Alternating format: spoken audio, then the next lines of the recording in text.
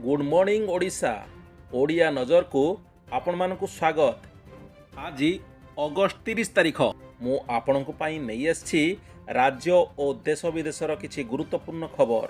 जो गुरुत्वपूर्ण खबर गुड़िक आपण जानिबा निहाती जरूरी। तेबे चलंतु सेही प्रमुख खबर उपरे नजर पकाई आनिबा। सुभद्रा योजना को नहीं आसिला एक बड़ खबर।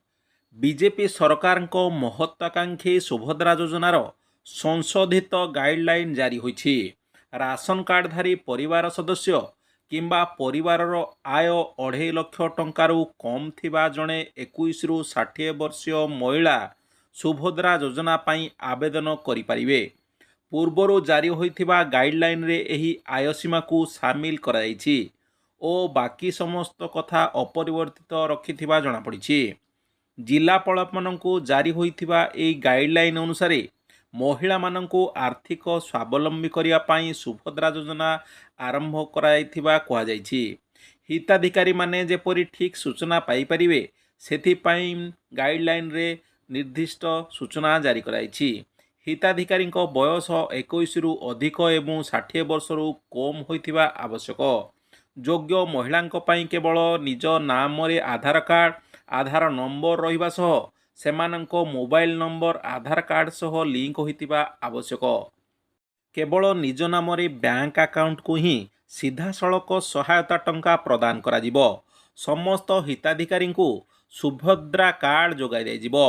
समस्त योग्य हिताधिकारी 5 वर्ष पाई 2टी लेखाएं किस्ती रे वार्षिक 10,000 टंका हार रे मोट 50,000 टंका पाइबे बोली गाइडलाइन रे उल्लेख रही। सूचनायोग्य जे 3 दिन तले राज्य उपमुख्यमंत्री प्रभाती परिड़ा एही योजना रे परिवार सबु योग्य महिला को सुभद्रा टंका जोगाई दिजियो बोली स्पष्ट करथिले। एपरिकी गोटे परिवार रे जदि 3-4 जन किंबा जेते जन महिला थिबे समस्ते सुभद्रा टंका पाइबाकू योग्य बोली कहिथिले। तेबे राशन कार्डधारी परिवार और 2.5 लाख टंकार कम आय परिवार को एही सुभद्रा योजनार लाभ मिलियो बोली आज संशोधित गाइडलाइन जारी हेबा परे बहु निम्न मध्यवित्त परिवार एथरू बाद पड़िबार आशंका देखा देइछि। आज ओडिशा आसुछंती आरबीआई गवर्नर। आजिठू 5 दिनिया ओडिशा गस्तरे आसुछंती भारतीय रिजर्व बैंकर गवर्नर तथा ओडिया पुओ शक्तिकांत दास। 5 दिनिया ओडिशा गस्त को नहीं 4 दिनिया कार्यसूची प्रकाश पाइछि। भारतीय रिजर्व बैंकर गवर्नर तथा ओडिया पुओ शक्तिकांत दास आज संध्यारे भुवनेश्वर रे पहुंचिया परे कटक अभिमुखे यात्रा करिवे। अगस्त 31 तारिख रे भुवनेश्वर मेफेयर कन्वेंशन सम्मिलनी कक्ष रे आयोजित जातीय चार्टार्ड अकाउंटेंट सम्मिलनी 2024 रे योगदान करिवार कार्यक्रम रही। एहा परे से कटक फेरीजिबार रही। सेप्टेम्बर 1 तारिख रे पुरी जाई रिजर्व बैंक गवर्नर तथा ओडिया पुओ शक्तिकांत दास महाप्रभु को दर्शन करिवे। तेबे 3 तारिख रे से मुंबई फेरीजिबार कार्यसूची रही। राशन कार्ड को नहीं आसी बड़ खबर। एबे जिला स्तर रे राशन कार्ड हिताधिकारी ई केवाईसी कराउछि। एथिरे परिवार समस्त सदस्यों आधार नहीं राशन डीलर पाखरे ई केवाईसी करने को कहुछि। सेप्टेम्बर 25 तारिख भितर ई केवाईसी नकले राशन कार्ड रु ना कटिजिवो बोली सरकार कहउछन्ति। हेले जेउ माने बाहर राज्य रे विदेश रे काम करुछन्ति सेमाने ही निर्दिष्ट समय भितर किपरि आसिबे याकु नै प्रश्नवाची सृष्टि होइछि। अधिकांश लोक साधारण निर्वाचन समय भोट देवाकू आसी एबे जाइछन्ति। तेणु ई केवाईसी नकले राशन कार्ड रु ना कटिजिबा निष्पत्ति उपरे सरकार विचार करंतु बोली बहु विधायक प्रश्न उठाइथिले। एहा उपरे जोगाण मंत्री पक्षरु उच्च शिक्षा मंत्री सूर्यवंशी सूरज उत्तर रखि कहिसंति जे ई केवाईसी नकले राशन कार्ड रु नाम कटिबो नाही।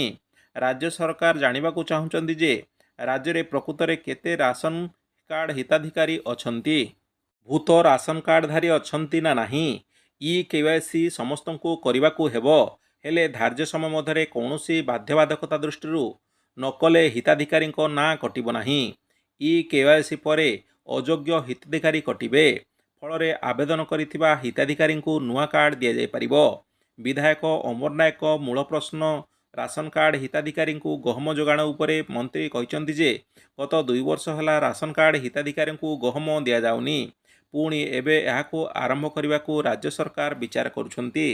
दाना बांधुछि बात्या ଆରବ ସାଗରରେ ଦାନା ବାନ୍ଧିବାରେ ଲାଗିଛି ବାତ୍ୟା। ସୌରାଷ୍ଟ୍ର ଓ କଚ୍ଛ ଉପରେ ଥିବା ଗଭୀର ଅବପାତ ଗତ 10 ଘଣ୍ଟା ହେବ ଧୀରେ ଧୀରେ ଗତି କରୁଛି।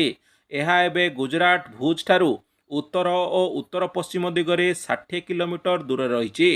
ପଶ୍ଚିମ ଦକ୍ଷିଣ ପଶ୍ଚିମ ଦିଗରେ ଗତି କରି ଉତ୍ତର ପୂର୍ବ ଆରବ ସାଗର ଉପରେ ଘନୀଭୂତ ହେବ। ଘନୀଭୂତ ହୋଇ ଆଜି ସୁଦ୍ଧା ଘୂର୍ଣ୍ଣିଝଡ଼ର ରୂପ ନେବ। କିନ୍ତୁ ଏହାର ପ୍ରଭାବରେ ଗୁଜରାଟରେ ଭୀଷଣ ବର୍ଷା ହେବାରେ ଲାଗିଛି। ଅଶାନ୍ତ ହୋଇ ପଡ଼ିଲାଣି ସମୁଦ୍ର। 45ରୁ 55 କିଲୋମିଟର ବେଗରେ ପବନ ବହୁଛି। ପବନର ଝଟକା 65 କିଲୋମିଟର ରହୁଛି। ସମୁଦ୍ର ଅଶାନ୍ତ ଥିବାରୁ ମତ୍ସ୍ୟଜୀବୀଙ୍କୁ ସମୁଦ୍ର ଭିତରକୁ ଯିବାକୁ ବାରଣ କରାଯାଇଛି। ସେହିପରି ଗୁଜରାଟରେ ଲଗାଣ ବର୍ଷା ଜାରି ରହିଛି। ସୌରାଷ୍ଟ୍ର ଅଞ୍ଚଳକୁ ପ୍ରବଳ ବର୍ଷାର ୱାର୍ଣ୍ଣିଂ ଦେଇଛି ପାଣିପାଗ ବିଭାଗ। ପ୍ରବଳ ବର୍ଷା ନେଇ ଆଜି 11 ଜିଲ୍ଲାକୁ ଆଲର୍ଟ ଜାରି କରାଯାଇଛି। ରବିବାର ଠାରୁ ଲାଗି ରହିଥିବା ବର୍ଷା ଯୋଗୁଁ ବର୍ତ୍ତମାନ ସୁଦ୍ଧା 35 ଜଣଙ୍କର ମୃତ୍ୟୁ ହେଲାଣି ବୋଲି ଜଣାପଡ଼ିଛି। ମଣିଷ ଦେହରେ ବାର୍ଡ ଫ୍ଲୁ ଭୂତାଣୁ ପ୍ରସଙ୍ଗ। ମଣିଷକୁ ବାର୍ଡ ଫ୍ଲୁ ସଂକ୍ରମଣ ହୋଇନାହିଁ। ଏନେଇ ସ୍ୱାସ୍ଥ୍ୟମନ୍ତ୍ରୀ ମୁକେଶ ମହାଲିଙ୍ଗ ଗୃହରେ ସୂଚନା ଦେଇଛନ୍ତି। ଯେଉଁ ନମୁନା ପରୀକ୍ଷା ପାଇଁ ଯାଇଥିଲା ତାହା ନେଗେଟିଭ୍ ଆସିଛି। ସମ୍ପୃକ୍ତ ବ୍ୟକ୍ତିଙ୍କୁ ଆଇସୋଲେସନରେ ରଖାଯାଇଛି ବୋଲି ମନ୍ତ୍ରୀ କହିଛନ୍ତି। ସ୍ୱାସ୍ଥ୍ୟ ବିଭାଗ ଏଥିପ୍ରତି ସଜାଗ ରହିଛି ଏବଂ ବ୍ୟାପକ ସଚେତନତା ଜାରି କରାଯାଇଛି। ବାର୍ଡ ଫ୍ଲୁକୁ ନେଇ ଆତଙ୍କିତ ନ ହେବାକୁ ମନ୍ତ୍ରୀ ପରାମର୍ଶ ଦେଇଛନ୍ତି। ବାର୍ଡ ଫ୍ଲୁ ଆକ୍ରାନ୍ତ ନେଇ ଜନସ୍ୱାସ୍ଥ୍ୟ ନିର୍ଦ୍ଦେଶକ ନୀଳକଣ୍ଠ ମିଶ୍ର ପକ୍ଷରୁ ମିଳିଥିବା ସୂଚନା ଅନୁସାରେ 2 ଜଣ ବାର୍ଡ ଫ୍ଲୁ ସନ୍ଦିଗ୍ଧ ଚିହ୍ନଟ ହୋଇଥିଲେ। ଲକ୍ଷଣ ଥିବା 2 ଜଣଙ୍କ ନମୁନା RMRCକୁ ପରୀକ୍ଷା ପାଇଁ ପଠାଯାଇଥିଲା। ପୁଣେ ଭାଇରୋଲୋଜି ସେଣ୍ଟରକୁ ମଧ୍ୟ ନମୁନା ପଠାଯାଇଥିଲା। ରିପୋର୍ଟକୁ ଅପେକ୍ଷା ରହିଥିଲା। ଏନେଇ ଆତଙ୍କିତ ନ ହେବାକୁ ପରାମର୍ଶ ଦେଇଥିଲେ ଜନସ୍ୱାସ୍ଥ୍ୟ ନିର୍ଦ୍ଦେଶକ। RMRC ରିପୋର୍ଟ ଆସିବା ପରେ ସ୍ୱାସ୍ଥ୍ୟ ବିଭାଗ ସମ୍ପୂର୍ଣ୍ଣ ତଥ୍ୟ ଦେବ ବୋଲି ଜନସ୍ୱାସ୍ଥ୍ୟ ନିର୍ଦ୍ଦେଶକ କହିଛନ୍ତି। RI ଓ ଅମିନ ପଦବୀ ଖାଲି। ବିଧାନସଭାର ପ୍ରଶ୍ନକାଳରେ ବିଭିନ୍ନ ବିଭାଗର ପ୍ରଶ୍ନର ଉତ୍ତର ରଖିଛନ୍ତି ବିଭାଗୀୟ ମନ୍ତ୍ରୀ। ରାଜସ୍ୱ ମନ୍ତ୍ରୀ ସୁରେଶ ପୂଜାରୀ ଗୃହରେ ଉତ୍ତର ରଖି କହିଛନ୍ତି ଯେ ରାଜ୍ୟରେ 317ଟି ତହସିଲ ଅଫିସ ରହିଛି। ସମୁଦାୟ 5 ତହସିଲଦାର ଓ 217 ଅତିରିକ୍ତ ତହସିଲଦାର ପଦ ଖାଲି ପଡ଼ିଛି। ରାଜ୍ୟରେ 446 ମଞ୍ଜୁରୀପ୍ରାପ୍ତ ଅତିରିକ୍ତ ତହସିଲଦାର ପଦବୀ ରହିଛି।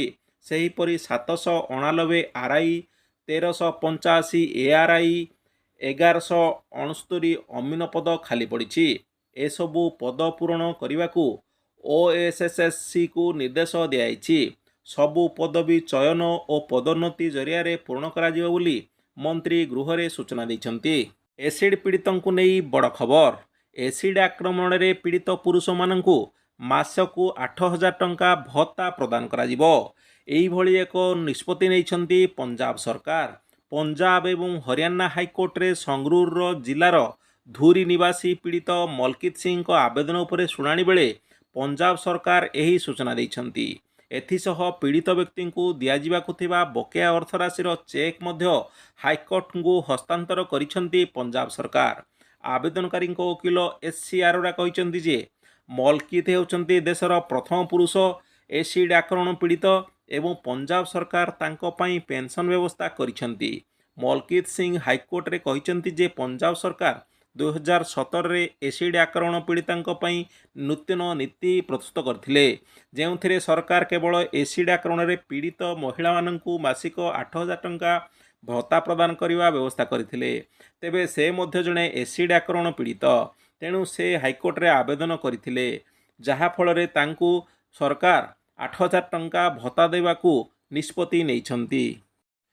ଦେଶ ବିରୋଧୀ ପୋଷ୍ଟ ପାଇଁ ଆଜୀବନ କାରାଦଣ୍ଡ ମିଳିବ। ୟୁପି ସରକାର ଆଣିଲେ ନୂଆ ସୋସିଆଲ ମିଡ଼ିଆ ନୀତି।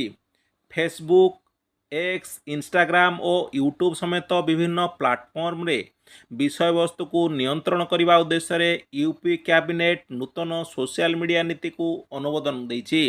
ଏହି ନୀତିରେ ଆପତ୍ତିଜନକ ସୋସିଆଲ ମିଡ଼ିଆ ବିଷୟବସ୍ତୁର ନିୟନ୍ତ୍ରଣ ପାଇଁ ମାର୍ଗଦର୍ଶିକା ଜାରି କରାଯାଇଛି ଏବଂ ବ୍ୟତିକ୍ରମ କ୍ଷେତ୍ରରେ ଆଇନଗତ କାର୍ଯ୍ୟାନୁଷ୍ଠାନକୁ ବାଧ୍ୟତାମୂଳକ କରାଯାଇଛି। ତା ସହ ସରକାରୀ ଯୋଜନାର ପ୍ରସାରଣ କରି ଜଣେ ସୋସିଆଲ ମିଡ଼ିଆ ଇନଫ୍ଲୁଏନ୍ସର ମାସକୁ 8 ଲକ୍ଷ ଟଙ୍କା ପର୍ଯ୍ୟନ୍ତ ରୋଜଗାର କରିପାରିବ ବୋଲି ଏଥିରେ କୁହାଯାଇଛି। ନୂଆ ନୀତି ଅନୁଯାୟୀ ଦେଶ ବିରୋଧୀ ବିଷୟବସ୍ତୁ ପୋଷ୍ଟ କରିବା ଏକ ଗମ୍ଭୀର ଅପରାଧ ଯେଉଁଥିପାଇଁ 3 ବର୍ଷରୁ ଆରମ୍ଭ କରି ଆଜୀବନ କାରାଦଣ୍ଡ ପର୍ଯ୍ୟନ୍ତ ଦଣ୍ଡ ଭୋଗିବାକୁ ପଡ଼ିବ। ପୂର୍ବରୁ ସୂଚନା ପ୍ରଯୁକ୍ତି ଆଇନର ଧାରା 66E ଓ 66F ଅନୁଯାୟୀ ଗୋପନୀୟତା ଉଲ୍ଲଂଘନ ଓ ସାଇବର ଆତଙ୍କବାଦ ବିରୋଧରେ ଏଭଳି କାର୍ଯ୍ୟାନୁଷ୍ଠାନ ଗ୍ରହଣ କରାଯାଉଥିଲା। ଏହା ବ୍ୟତୀତ ଆଇନ ଅନୁଯାୟୀ ଅଶ୍ଳୀଳ କିମ୍ବା ଅପମାନଜନକ ବିଷୟବସ୍ତୁ ପ୍ରସାରଣ କଲେ ଆପରାଧିକ ମାନହାନି ମାମଲା ରୁଜୁ ହୋଇପାରେ ବୋଲି ସରକାରୀ ବିବୃତ୍ତିରେ କୁହାଯାଇଛି। ନୂଆ ନୀତି ଅନୁଯାୟୀ ସୋସିଆଲ ମିଡ଼ିଆ ପ୍ଲାଟଫର୍ମରେ ସରକାରୀ ଯୋଜନା, ପଦକ୍ଷେପ, ପ୍ରକଳ୍ପ ଓ ଉପଲବ୍ଧି ଭିତ୍ତିକ ବିଷୟବସ୍ତୁ ବାଣ୍ଟିବାକୁ ପ୍ରୋତ୍ସାହିତ କରାଯିବ। ସରକାରଙ୍କ ଯୋଜନା ଓ ପଦକ୍ଷେପକୁ ନିଜ ପ୍ଲାଟଫର୍ମରେ ସେୟାର କରି ସୋସିଆଲ ମିଡ଼ିଆ ଇନଫ୍ଲୁଏନ୍ସରମାନେ ମାସକୁ 8 ଲକ୍ଷ ଟଙ୍କା ପର୍ଯ୍ୟନ୍ତ ରୋଜଗାର କରିପାରିବେ। ଏହି ନୀତି ସମ୍ଭାବ୍ୟ ନିଯୁକ୍ତି ସୁଯୋଗକୁ ମଧ୍ୟ ପ୍ରଦାନ କରିବ। ବିଜୁଳି ଗ୍ରାହକଙ୍କ ବିଲ୍ ହେବ ଛାଡ଼। ରାଜ୍ୟର ବିଦ୍ୟୁତ୍ ବିଲ୍ ବକେୟା ଥିବା ଗ୍ରାହକମାନଙ୍କୁ ଝାଡ଼ଖଣ୍ଡ ସରକାର ଏକ ବଡ଼ ଉପହାର ଦେଇଛନ୍ତି। ଘରୋଇ ଗ୍ରାହକ ଯେଉଁମାନେ ପୂର୍ବରୁ ବକେୟା ବିଲ୍ ଭାବେ ମାସକୁ 200 ୟୁନିଟ୍ ପର୍ଯ୍ୟନ୍ତ ସର୍ବାଧିକ ବିଦ୍ୟୁତ୍ ଖର୍ଚ୍ଚ କରିଛନ୍ତି, ସେମାନଙ୍କୁ ବକେୟା ବିଲ୍ ସମ୍ପୂର୍ଣ୍ଣ ଛାଡ଼ କରାଯାଇଛି। ମୁଖ୍ୟମନ୍ତ୍ରୀ ହେମନ୍ତ ସୋରେନ ଅଧ୍ୟକ୍ଷତାରେ ଅନୁଷ୍ଠିତ କ୍ୟାବିନେଟ୍ ବୈଠକରେ ଏ ସମ୍ପର୍କିତ ପ୍ରସ୍ତାବକୁ ଅନୁମୋଦନ କରାଯାଇଥିଲା। କ୍ୟାବିନେଟ୍ ସଚିବ ବନ୍ଦନା ବାଦଲ କହିଛନ୍ତି ଯେ ରାଜ୍ୟରେ 200 ୟୁନିଟ୍ ବିଦ୍ୟୁତ୍ ବ୍ୟବହାର କରୁଥିବା ଗ୍ରାହକଙ୍କ ସଂଖ୍ୟା 39,44,389। ସେମାନଙ୍କ ବକେୟା ବିଲ୍ ଛାଡ଼ କଲେ ପ୍ରାୟ 3.584 କୋଟି ଟଙ୍କା ଅତିରିକ୍ତ ବୋଝ ସରକାରଙ୍କ ଉପରେ ପଡ଼ିବ। ଆଗାମୀ ବିଧାନସଭା ନିର୍ବାଚନ ପୂର୍ବରୁ କ୍ୟାବିନେଟ୍ ମୋଟ 44ଟି ପ୍ରସ୍ତାବ ଅନୁମୋଦନ କରିଛି, ଯେଉଁଥିରେ ଅନେକ ଜନପ୍ରିୟ ନିଷ୍ପତ୍ତି ଅନ୍ତର୍ଭୁକ୍ତ ରହିଛି। ଦିନକ ପରେ ଆରମ୍ଭ ହେବ ସେପ୍ଟେମ୍ବର ମାସ। ସେପ୍ଟେମ୍ବର ମାସରେ ରହିଛି ଅନେକ ଛୁଟି ଦିନ। ଆପଣ ଏହି ଛୁଟି ଦିନକୁ କେମିତି ବିନିଯୋଗ କରିବେ ନିଜେ ଆଜିଠୁ ଚିନ୍ତା କରନ୍ତୁ। ତେବେ ସେପ୍ଟେମ୍ବର ମାସରେ ରହିଛି 9ଟି ଛୁଟି ଦିନ। ସେପ୍ଟେମ୍ବର 1 ରବିବାର ହେତୁ ବ୍ୟାଙ୍କ, ସ୍କୁଲ ଏବଂ ସରକାରୀ କାର୍ଯ୍ୟାଳୟ ବନ୍ଦ ରହିବ। ସେପ୍ଟେମ୍ବର 7 ତାରିଖ ମଧ୍ୟ ଛୁଟି ଦିନ ରହିଛି। ଏହି ଦିନ ଶନିବାର ଏବଂ ଏହି ଦିନ ଗଣେଶ ଚତୁର୍ଥୀ ହେତୁ ଏହା ସାଧାରଣତଃ ଛୁଟି ଭାବେ ପାଳନ କରାଯାଏ। ସେପ୍ଟେମ୍ବର 8 ତାରିଖ ମଧ୍ୟ ରହିଛି ରବିବାର। ଏହା ଏକ ସାପ୍ତାହିକ ଛୁଟି ଦିନ ହେତୁ ଅନେକ ଲୋକ ଛୁଟିରେ ରହିବେ। ସେପ୍ଟେମ୍ବର 14 ତାରିଖରେ ଓଣମ୍ ପାଳନ କରାଯିବ। ଏହା ଏକ ସାଧାରଣତଃ ଭାବରେ ଛୁଟି ଦିନ ଭାବରେ ପାଳନ ହୁଏ। ସେପ୍ଟେମ୍ବର 15 ହେଉଛି ରବିବାର। ଏହି ଦିନ ମଧ୍ୟ ସବୁ ବନ୍ଦ ରହିବ। ଇଦ୍ ମିଲାଦ୍ ସୋମବାର ସେପ୍ଟେମ୍ବର 16ରେ ଅଛି, ଯେଉଁଥିପାଇଁ ବ୍ୟାଙ୍କ, ସ୍କୁଲ, କଲେଜ ଏବଂ ସରକାରୀ କାର୍ଯ୍ୟାଳୟ ବନ୍ଦ ରହିବ। ସେପ୍ଟେମ୍ବର 22 ହେଉଛି ରବିବାର ହେତୁ ବ୍ୟାଙ୍କ, ସ୍କୁଲ ଓ ସରକାରୀ କାର୍ଯ୍ୟାଳୟ ଛୁଟି ରହିବ। ସେହିପରି ଚତୁର୍ଥ ଶନିବାର ହୋଇଥିବାରୁ ସେପ୍ଟେମ୍ବର 28ରେ ବ୍ୟାଙ୍କ ବନ୍ଦ ରହିବ। ସେପ୍ଟେମ୍ବର 29 ରବିବାର। ଏହା ଏକ ସାପ୍ତାହିକ ଛୁଟି ଦିନ ହେତୁ ଲୋକେ ଛୁଟିରେ ଘରେ ରହିବେ। ନୂଆଖାଇ ପାଇଁ ଛୁଟି ଘୋଷଣା। ନୂଆଖାଇ ପାଇଁ ଛୁଟି ଘୋଷଣା କଲେ ମୁଖ୍ୟମନ୍ତ୍ରୀ ମୋହନ ଚରଣ ମାଝୀ। ଓଡ଼ିଶାର ଗଣପର୍ବ ନୂଆଖାଇ ଉପଲକ୍ଷେ ସେପ୍ଟେମ୍ବର 9 ତାରିଖକୁ ଛୁଟି ଘୋଷଣା କରିଛନ୍ତି। ସୂଚନାଯୋଗ୍ୟ ଯେ ନୂଆଖାଇ ସେପ୍ଟେମ୍ବର 8 ତାରିଖରେ ପଡ଼ୁଛି। ସେହିଦିନ ରବିବାର ହେତୁ ଛୁଟି ରହିବ। ତେଣୁକରି ସେପ୍ଟେମ୍ବର 9 ତାରିଖ ମଧ୍ୟ ଛୁଟି ରହିବ ବୋଲି ଘୋଷଣା କରିଛନ୍ତି ମୁଖ୍ୟମନ୍ତ୍ରୀ। ଏହି ଦିନ ରାଜ୍ୟର ସମସ୍ତ ସରକାରୀ କାର୍ଯ୍ୟାଳୟ ମଧ୍ୟ ବନ୍ଦ ରହିବ ଏବଂ କାର୍ଯ୍ୟନିର୍ବାହୀ ବନ୍ଦ ରଖିବାକୁ ନିଷ୍ପତ୍ତି ନେଇଛନ୍ତି ମୁଖ୍ୟମନ୍ତ୍ରୀ। ତ ଇଏ ଥିଲା ଆଜିର ପ୍ରମୁଖ ଖବର। ପୁଣି କିଛି ନୂଆ ଖବର ସହ ଆପଣଙ୍କ ସାମ୍ନାରେ ଉପସ୍ଥିତ ହେବି। ସେ ଯାଏଁ ବିଦାୟ।